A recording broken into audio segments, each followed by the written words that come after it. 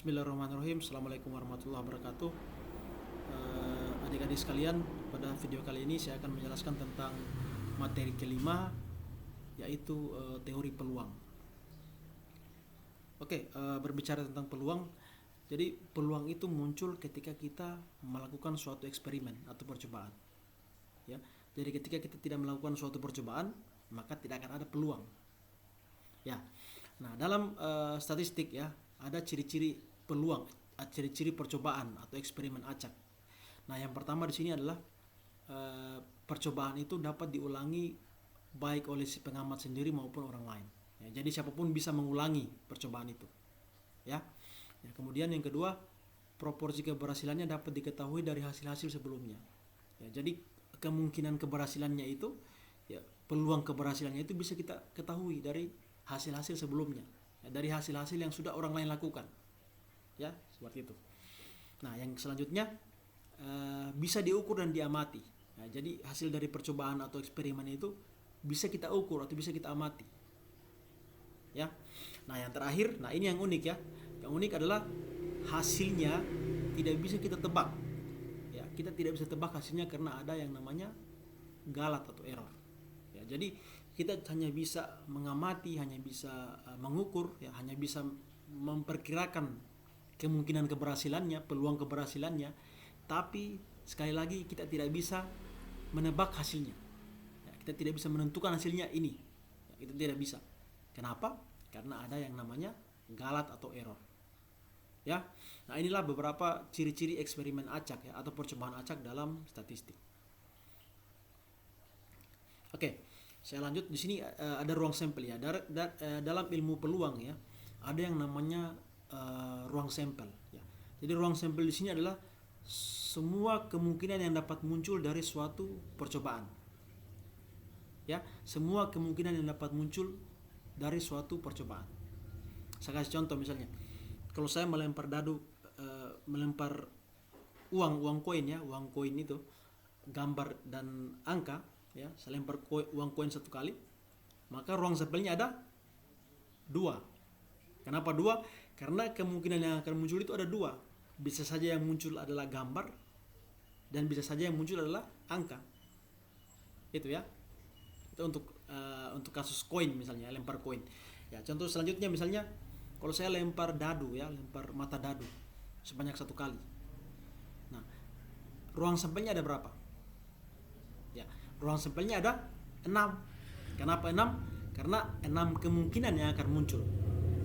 Ya, bisa saja yang muncul adalah mata dadu 1 atau mata dadu 2, 3, 4, 5 atau 6. Ya, jadi sekali lagi ruang sampel di sini adalah banyaknya kemungkinan yang akan muncul dari suatu percobaan. Ya, saya kira ini bisa dipahami. Ya, notasinya atau simbolnya adalah S ya. Jadi ruang sampel adalah simbolnya adalah S. Gitu ya. Nah, untuk ruang sampel ini dibagi menjadi 2 ya sebenarnya secara umum. Yang pertama adalah ruang sampel discrete dan yang kedua adalah ruang sampel kontinu. Bedanya adalah ruang sampel discrete ini dia banyaknya kemungkinannya itu bisa kita hitung ya. Bisa dicacah. Ya, misalnya contoh yang tadi, misalnya saya lempar koin sebanyak 1 kali, ruang sampelnya ada 2, ya, 2 kemungkinan yang akan muncul. Ya, atau saya lempar dadu sebanyak 1 kali, ruang sampelnya ada 6. Ya, jadi saya bisa hitung 2, 6 ya. Bisa dihitung. Ya, itu yang discrete. Ya.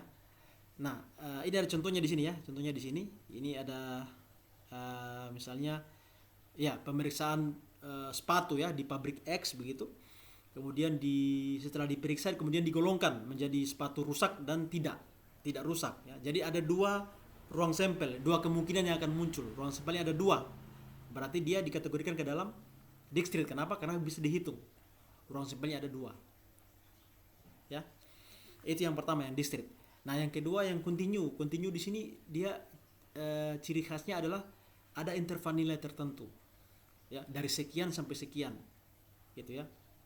Ya, ini contohnya di sini misalnya melakukan percobaan pengukuran tinggi pasang maksimum ya, tinggi pasang air laut ya di suatu selat. Ya, jadi ruang sampelnya di sini ini ya, kisarannya dari 2 sampai dengan 4. Ini ya. Ada intervalnya dari 2 sampai 4. 2 sampai 4 meter. Itu ya, itu yang kontinu ya. Jadi saya kira ini bisa dibedakan. Oke, saya lanjutkan. Ya. Dalam ilmu peluang juga selain ruang sampel ada juga yang namanya kejadian atau event. Event di sini adalah ini definisinya ya. Jadi himpunan bagian atau subset dari suatu ruang sampel.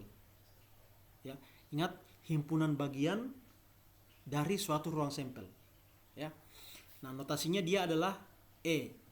Ini ya, E. Ya, jadi saya kasih contoh misalnya. Untuk kasus yang tadi, misalnya saya lempar dadu sebanyak 1 kali.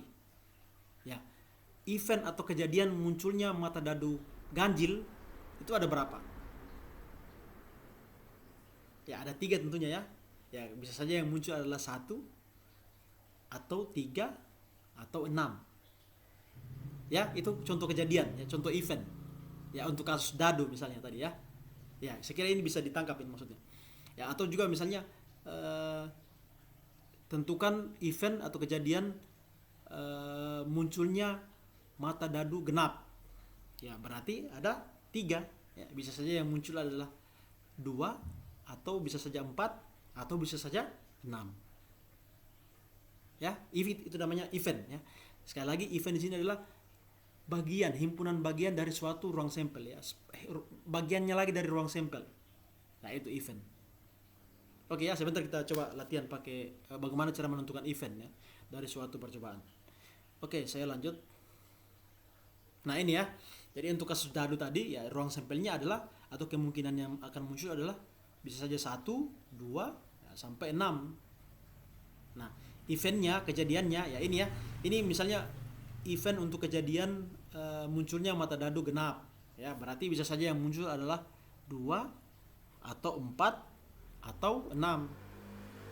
Seperti itu ya. Ini untuk kasus dadu ya. Lempar dadu sebanyak sekali.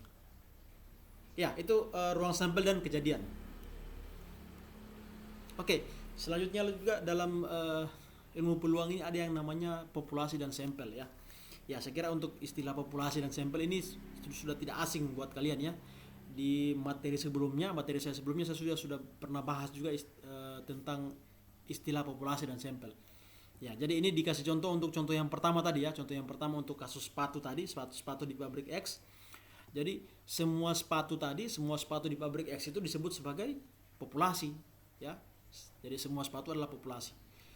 Sedangkan sampelnya ya terserah ya, kita mau karena ada sifat pengambilan atau proses pengambilan sampel itu ada yang sifatnya acak ya. Jadi tergantung kita saja. Misalnya saya mau pilih 5 pasang ya, atau 10 pasang. Ya, yang jelas sampel di sini harus benar-benar mewakili populasi, harus representatif istilahnya ya. Harus benar-benar mewakili populasi. Ya, seperti itu.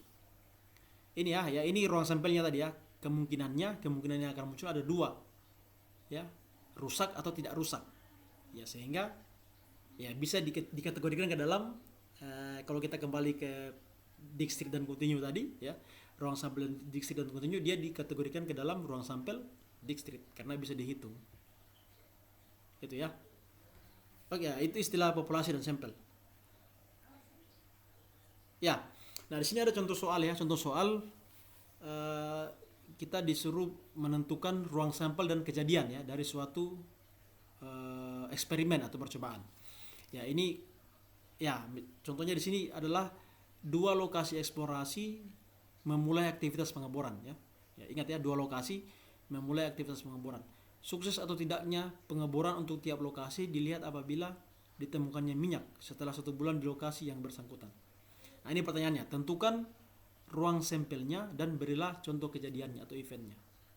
Ya, kita disuruh berapa ruang sampel, berapa kemungkinan yang akan terjadi. Ya, ada yang ya, silakan kita selesaikan sama-sama.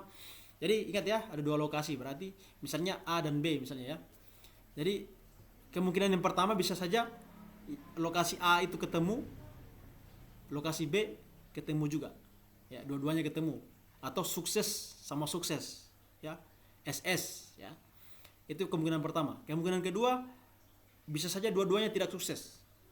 Ya. Yang pertama sukses